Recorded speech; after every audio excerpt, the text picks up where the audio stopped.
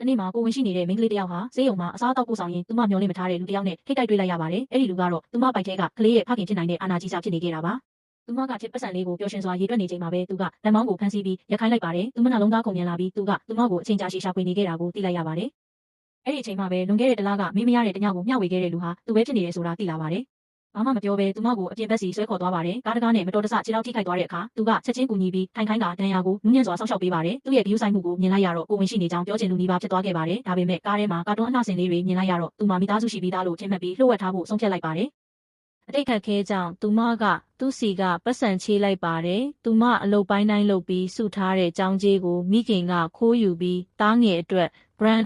အဝတ်အစားနဲ့ဖနက်တွေဝယ်သုံးလိုက်တာပါစီကစိတ်မကောင်းဖြစ်သွားပေမဲ့မကူညီခင်သူမကအိမ်ကိုအမြန်ပြန်ပြီးမိခင်ကိုရင်ဆိုင်လိုက်ပါတယ်သို့တော့မိခင်ကဆဲဆိုပြီးပတ်စံမရှိတော့ဘူးလို့ပြောပါတယ်ထို့ပြင်သူမကိုအသက်ကြီးသူတယောက်နဲ့အတင်းအာရမလက်ထပ်ခိုင်းပါတယ်သူမကပြတ်သားစွာညှင်းဆိုလိုက်ပြီးအိမ်ကနေတန်းထုတ်ပစ်ခံရပါတယ်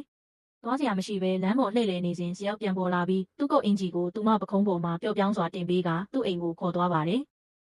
သပင်တောင်တေချာချောက်ပေးပါတယ်။ဒါပေမဲ့သူမကသူ့မှာမိသားစုရှိနေတယ်လို့ထင်နေသေးဖြစ်ပြီးမပြဿနာဖြစ်စေချင်ဘူးလို့အိမ်ငှားပြီးနေမယ်လို့ပြောပါတယ်။အဲ့ဒီအချိန်မှာစီယိုကမျောလင့်မထားတဲ့အရာတစ်ခုပြောလိုက်ပါတယ်။လစာတစ်လားတစ်ဆက်သူညရမယ်အလုပ်တစ်ခုပေးမယ်လို့ပြောပြီးအချိန်မီခေါ်လိုက်ရင်လာနိုင်ရမယ်လို့ဆိုပါတယ်။တည်ငြိမ်မှုလိုအပ်နေတဲ့သူမကချက်ချင်းလက်ခံလိုက်ပါတယ်။ဒါပေမဲ့အတွင်းလူမသိပဲမိတ်ဆွေနဲ့ဆေးရုံသွားပြီးကိုဝင်ဖြတ်ချဖို့စီစဉ်ထားပါတယ်။မထင်မှတ်ပဲဆိုလဲဆေးရုံကိုရောက်လာပါတယ်။သူမကကိုအားနေနေလို့ပဲလာတာလို့လိမ့်ပြီးအမြန်ထွက်ပြေးသွားပါတယ်စီကတော့သူနဲ့အတူပြန်လှုပ်ဝင်ခိုင်းပါတယ်။နောက်တနေ့ကုမ္ပဏီကိုရောက်လာတဲ့အခါကိုဝင်စစ်ဆေးစာတမ်းကိုမတော်တဆလွှတ်ကျသွားပါတယ်စီကကောက်ယူကြည့်ပြီးကလေးဟာသူ့ရဲ့ကလေးဖြစ်နိုင်ကြောင်းတန်တရားဝင်သွားပါတယ်။တစ်ဖက်မှာစီယိုရဲ့အဖွားကြီးလည်းမိန်းကလေးအကြောင်းသိသွားပါတယ်။သူမငွေကြေးလိုချင်တာမဟုတ်လားစမ်းသက်ဖို့တန်ရှင်းရေးဝန်ထမ်းဖြစ်ဝစ်စင်ပြီးလာစမ်းသက်ပါတယ်။အမှတ်မထင်ခေါင်းမရှိတဲ့အမျိုးသားတစ်ယောက်နဲ့ထိမိပြီးမြေပြင်ပေါ်လဲကျသွားပါတယ်။နှလုံးရောဂါပြန်လဲထပ်တိုးလာပြီးဆေးပုံးကလွင့်ထွက်သွားပါတယ်